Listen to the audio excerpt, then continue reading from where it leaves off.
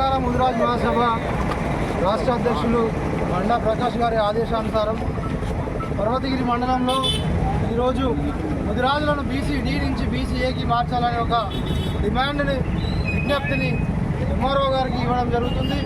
తెలంగాణ రాష్ట్ర ముఖ్యమంత్రి గౌరవ రేవంత్ రెడ్డి గారు వారి యొక్క ఎన్నికల మేనిఫెస్టోలో ముదిరాజులను గుర్తించి ముదిరాజులను బీసీ-డి నుంచి ఏకి మారుస్తామని మరి అభయహస్తం హామీలో ఇవ్వడం జరిగింది.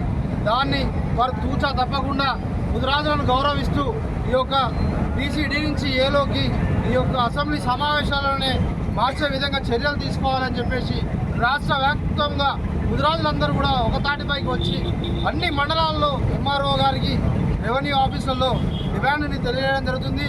అదేవిధంగా ముదిరాజులకు ప్రత్యేకించి కార్పొరేషన్ని ఏర్పాటు చేయడం జరిగింది.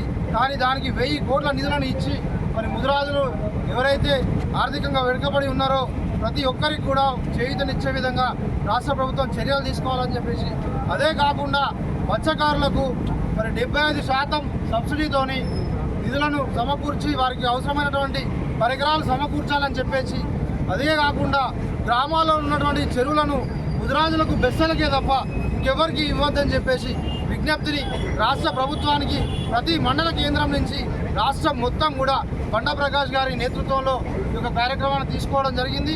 మరి ఈ యొక్క కార్యక్రమాన్ని పర్వతగిరి మండలంకు సంబంధించినటువంటి ముదిరాజు బంధువులందరూ సోదరులందరూ కూడా పెద్ద ఎత్తున ఈరోజు పర్వతగిరి మండల కేంద్రంలో విచ్చేసి ఎంఆర్ఓ ఆఫీస్కి పెద్ద ఎత్తున ర్యాలీతో రావడం హర్షించదగ్గ విషయం. ఈ యొక్క కార్యక్రమాన్ని విజయవంతం చేసినటువంటి ముదిరాజు సోదరులందరికీ కూడా పేరు పేరున ధన్యవాదాలు.